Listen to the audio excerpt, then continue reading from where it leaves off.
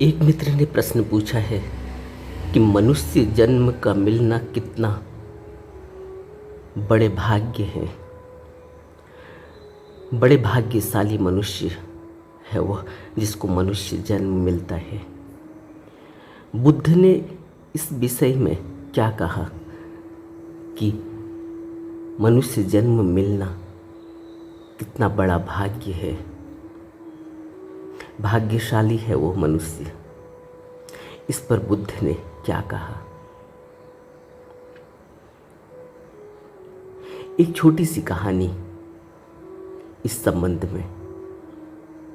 कहते हैं कि बुद्ध का एक भिक्षु था, उत्साही और सत्य के विषय में अत्यंत आग्रही और उत्साही। उसने भगवान बुद्ध से दीक्षा ली और वह जंगल में जाकर ध्यान भावना करने लगा। बहुत समय तक ध्यान करते करते उसको उचित फल प्राप्त नहीं हुआ। जो हम सबकी एक बीमारी है, एक परेशानी है कि कोई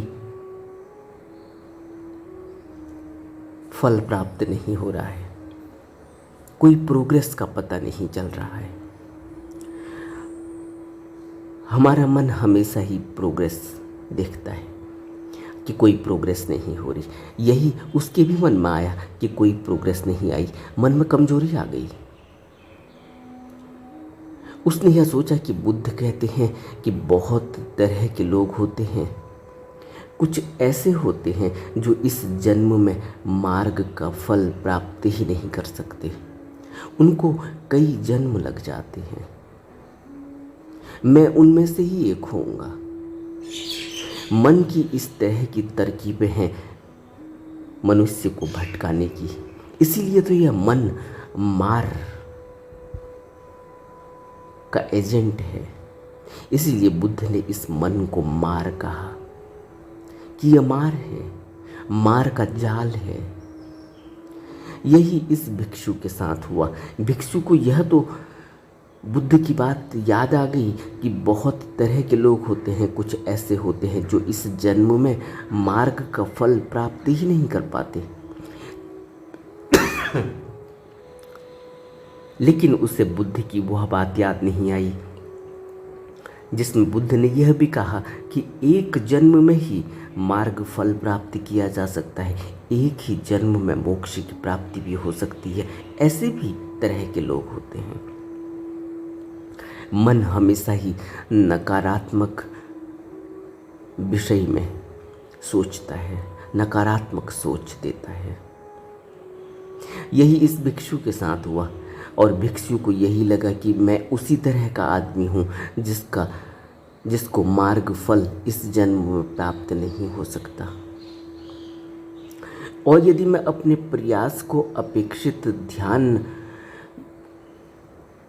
नहीं प्राप्त कर सकता इस प्रयास से, तो फिर मेरा जंगल में जाकर अरण्य में जीवन बिताने से क्या लाभ।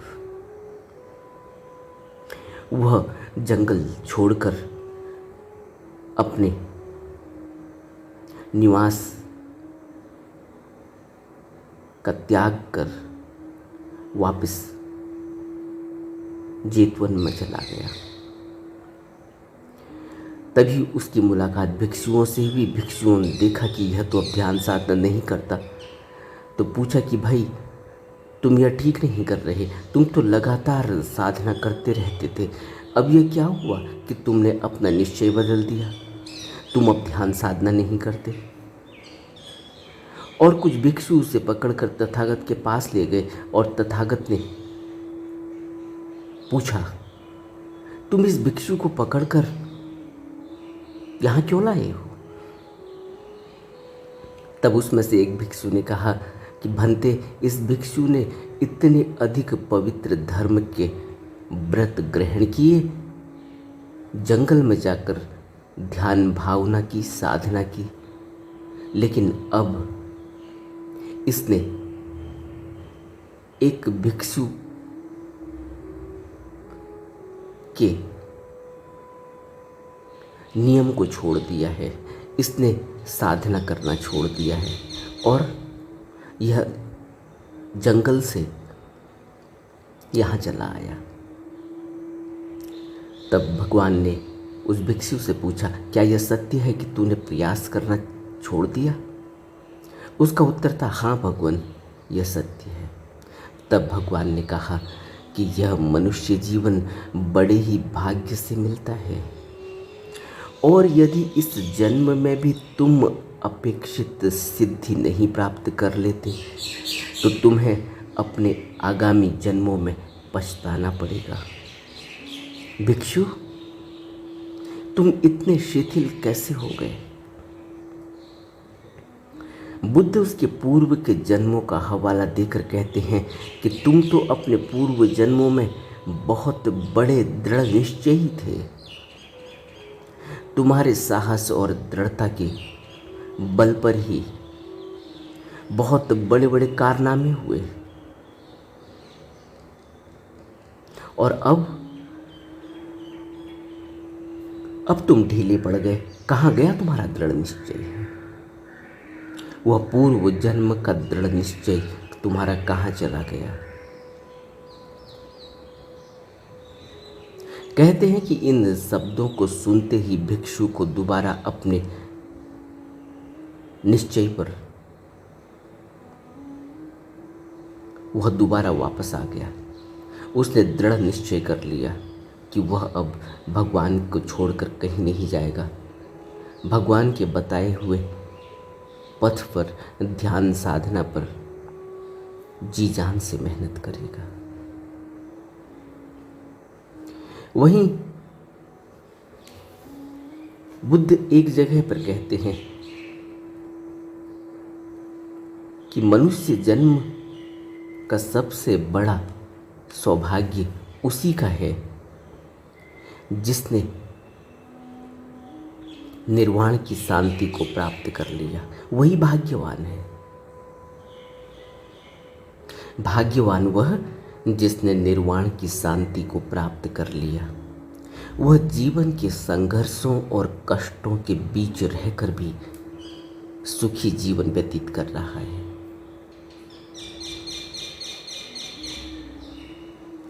बुद्ध के वचनों को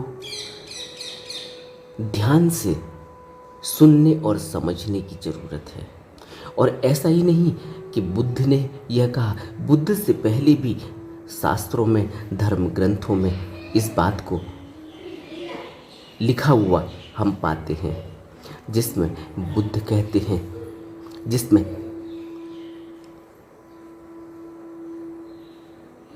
यह बात लिखी गई है कि बहुत ही भाग्यवान होता है वह जिसे मनुष्य का जन्म मिलता है। बड़े भाग मानुष तन पावा। सुर नर मुनि सब ग्रंथन गावा। देवी देवता और मुनिवर महात्मा और सभी धर्म ग्रंथ बार बार इस बात को कह रहे हैं कि मनुष्य का जन्म बड़े ही भाग्य से मिलता है। बड़े भाग मानुष तन पावा। यही बात गुरुदेव नानक भी कहते हैं। 184 जोन समाई मानस को प्रभ दी बड़ियाई। इस पौड़ी से जो नर चूके सो आए जाए दुख पाएगा। 184 जोन समाई। 84 लाख जिया जोनी को बनाने के बाद मनुष्य को भी बनाया। 84 लाख योनियां बनाई, उसमें मनुष्य की भी एक योनि बनाई। लेकिन मनुष्य के अंदर ही वह सब कुछ रख दिया। सोचने समझने की ताकत रख दी, प्रज्ञा और विवेक की ताकत रख दी। लख 84 जोन समाई, मानस को प्रभु दी बढ़ियाई। मनुष्य को ही प्रभु ने यह बढ़ियाई दी है, यह महत्ता दी है, यह सोचने समझने की ताकत दी है। क्या सोचने समझने की ताकत? कि वह इस बड़े ही भाग्य से मिले हुए इस मनुष्य जन्म से फायदा उठा सकता है। क्या फायदा? इस लोक से मुक्ति, निर्वाण।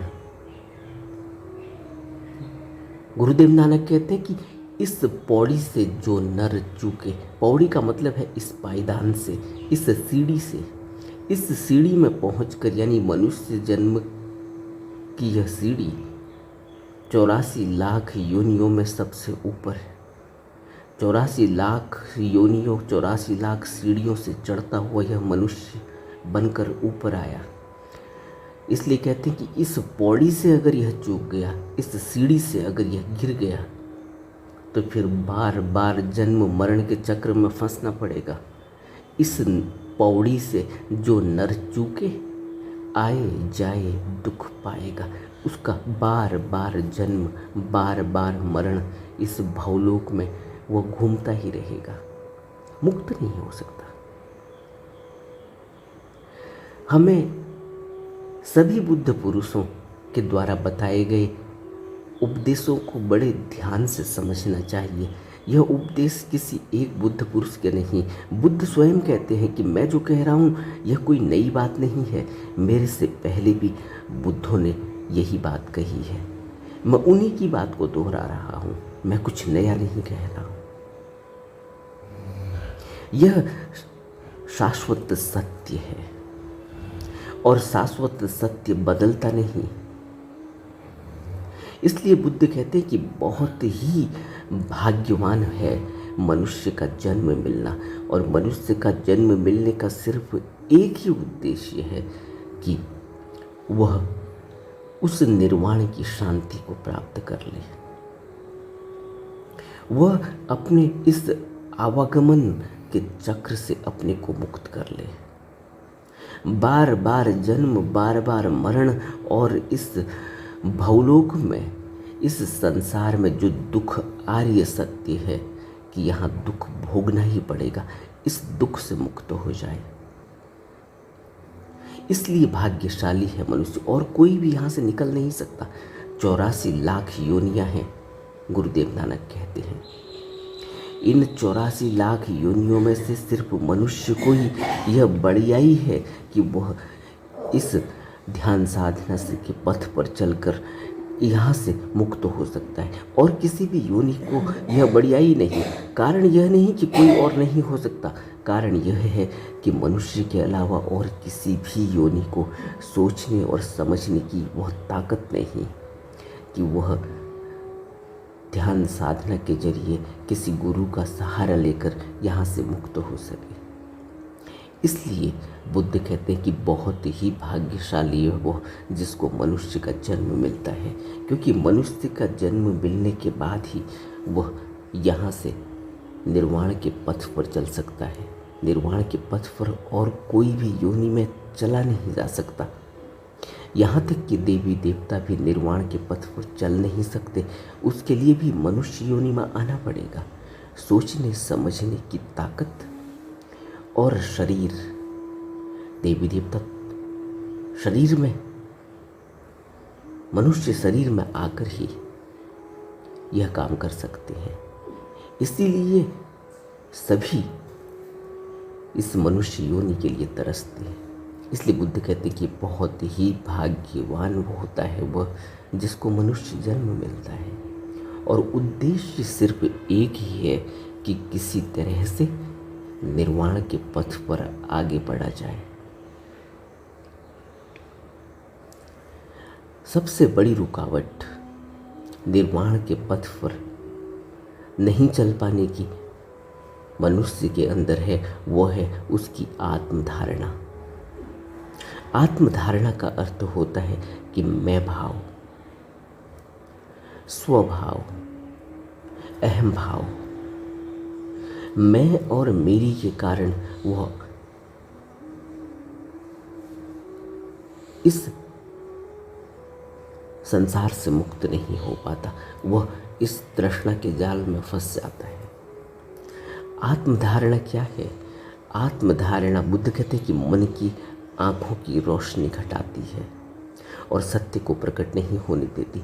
आत्मधारणा का अर्थ है कि मैं ध्यान कर रहा हूँ, मैं सत्य को पाकर रखूँगा।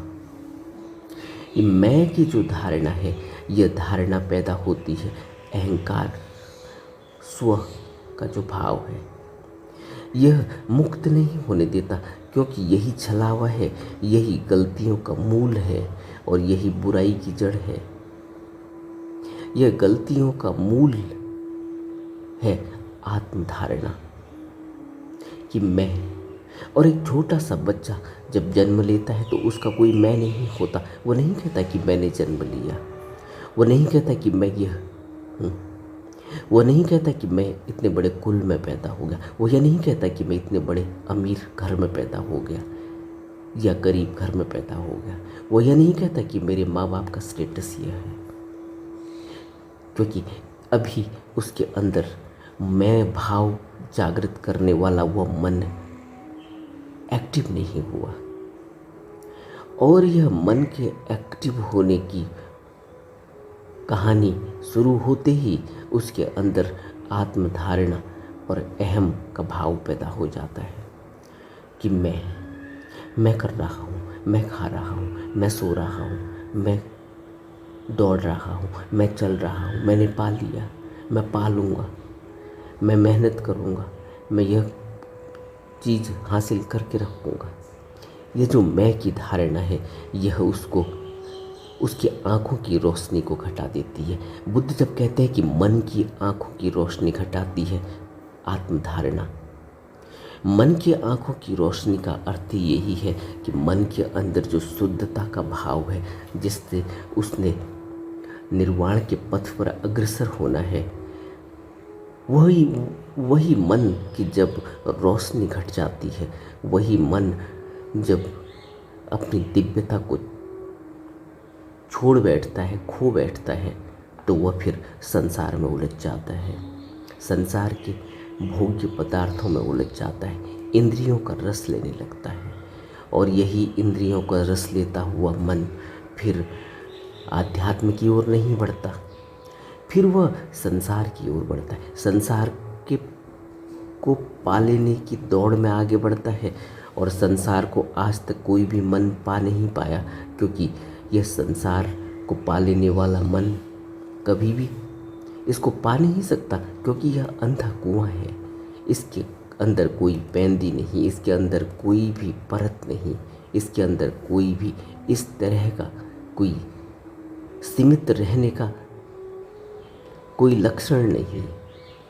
इसलिए हर व्यक्ति जो भी इस संसार में थोड़ा भी बेहोशी में, प्रमाद में खो गया, उसके अंदर से सत्य धूमिल हो जाता है। सत्य अंदर ही है, धूमिल हो जाता है। क्यों? क्योंकि मन की आंखों की रोशनी घट गई, अब सत्य नहीं दिखाई देगा। और यही गलतियों का मूल है। जैसे ही आत्मधारणा पैदा होती है, वैसे ही मनुष्य गलती करता है, और यह गलती, यह छलावा, यह बुराई की जड़ है, और इससे उसका पतन हो जाता है। फिर वह व्यक्ति जो कभी संसार से मुक्त होने के सपने देखता था, फिर वह संसार की व्याधियों में इतनी बुरी तरह उलझ जाता है कि फिर उसको मोक्ष, निर्वाण, सत्य से कोई लेना देना नहीं। इसलिए बुद्ध कहते हैं कि बहुत ही भाग्यवान है वह जिसने निर्वाण की शांति को प्राप्त कर लिया।